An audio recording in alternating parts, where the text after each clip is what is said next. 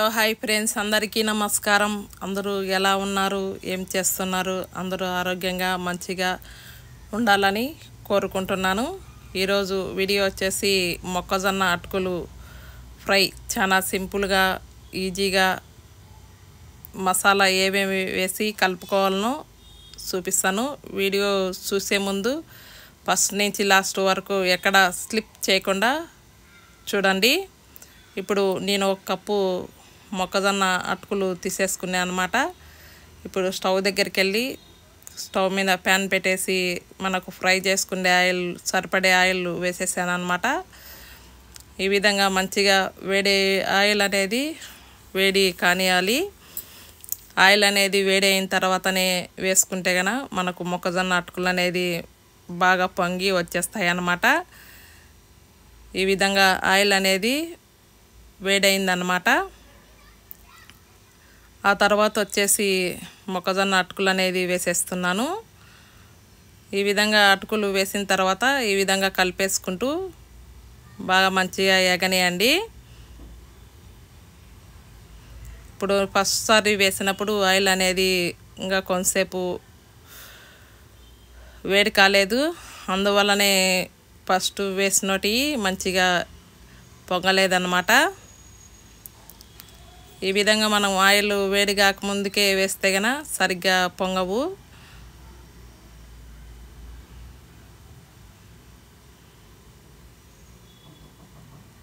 Oil వేడైన తర్వాతనే వేసుకుంటే గన మనకు మంచిగా పొంగుతాయి అన్నమాట.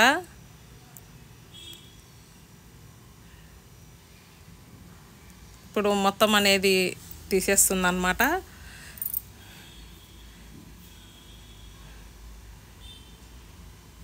ఆయిల్ అనేది వేడైనప్పుడు మనకు ఆయిల్ అనేది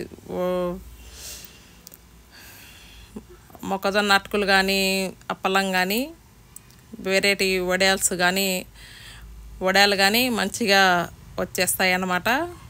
కొన్ని హైలోకి పెడితేనే మంచిగా ఎగుతాయి అన్నమాట. కొన్ని సిమ్లో కల్లా పెట్టుకొని కూడా వేయించుకునేటివి కూడా ఉంటాయి కొన్ని.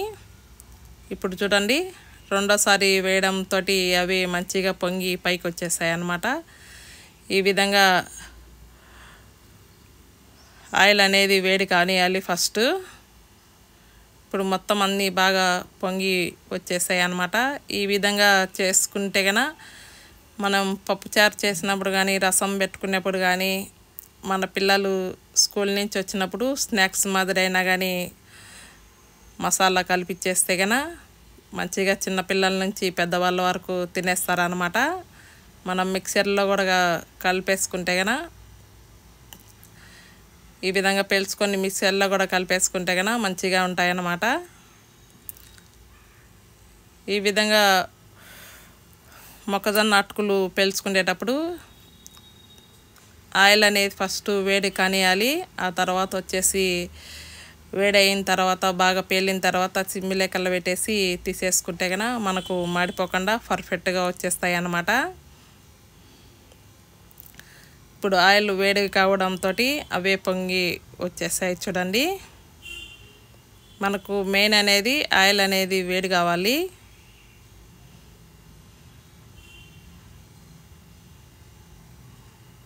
ఈ విధంగా మొక్కజొన్న అటుకులు అనేది పేల్చేసుకోవాలి. మనం తీసేటప్పుడు వల్ల కాంటర్లలో వేసేసుకుంటే కనుక మనకు ఆయిల్ తీసేతలకి ఆయిల్ మొత్తం అంతా కడాయిలోకే వచ్చేస్తుంది అన్నమాట. ఈ విధంగా వేసుకోవడం వల్ల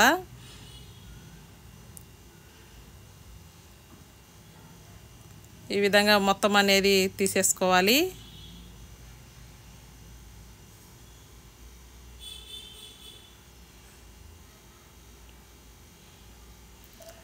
ఈ విధంగా తీసేసిన తర్వాత మనకు మసాలా కూడా ఏ విధంగా వేసుకోవాలనో చూపిస్తాను. ఆ తర్వాత వచ్చేసి మనం సన్నుప్పు కూడా ఏ విధంగా స్టోర్ చేసుకోవాలనో ఒకటే వీడియోలో ఇప్పుడే చూపిస్తాను.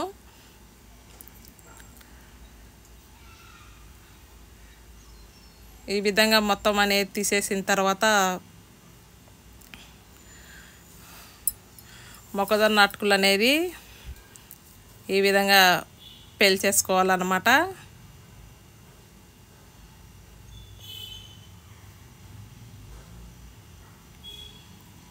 ఈ విధంగా చేసుకుంటే కన్నా మంచిగా ఉంటాయి, తినేదానికి కూడా టేస్ట్ అనేది మంచిగా ఉంటాయి అన్నమాట. ఈ విధంగా మొత్తం అనేది ఏం చేశాను.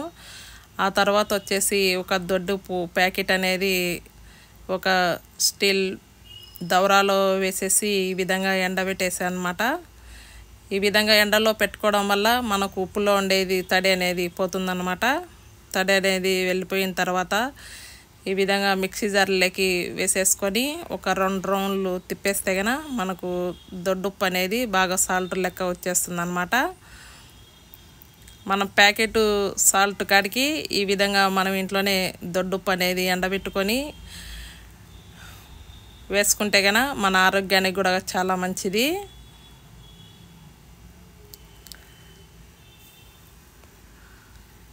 ఈ విధంగా ఒక 2 రౌండ్లు తిప్పేసి మెత్తగా పట్టేసుకోవాలి.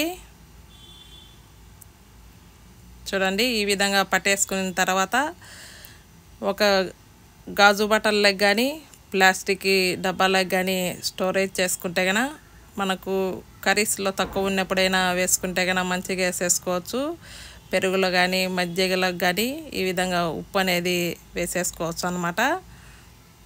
ఈ విధంగా మొత్తం అంతా నేను ఒక గాజు బాటలు వేసేసుకుంటున్నాను. మీరు కూడా ఈ విధంగా ఎండబెట్టుకొని చేసుకొని ఎలా ఉందో కామెంట్ బాక్స్లో కామెంట్ పెట్టండి.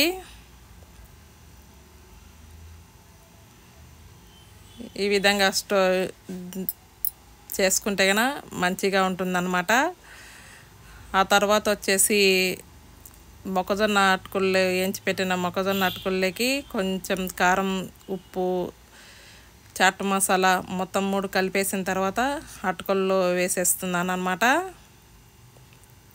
వేసేసి ఒక ప్లేటు వేసేసి కిందికి మీదికి ఈ విధంగా తిప్పేస్తే కనుక మసాలా అనేది మంచిగా పట్టేస్తుంది. ఈ విధంగా చేసిస్తే కనుక చిన్నపిల్లల నుంచి పెద్దవాళ్ళ వరకు మంచిగా తినేస్తారనమాట. నా వీడియో నచ్చితే లైక్ కొట్టండి. సబ్స్క్రైబ్ చేసుకునే వాళ్ళు ఉంటే కనుక సబ్స్క్రైబ్ చేసుకోండి. కొత్తగా చూసే వాళ్ళు అయినా కానీ వీడియో చూసే ముందు ఒక చిన్న లైక్ అయితే కొట్టండి. మీరు లైక్ కొట్టడం వల్ల మరికొందరికి నా వీడియోస్ అనేది వెళ్తాయి. మరొక మంచి వీడియోతో మీ ముందుకు వస్తాను. బాయ్ అండి.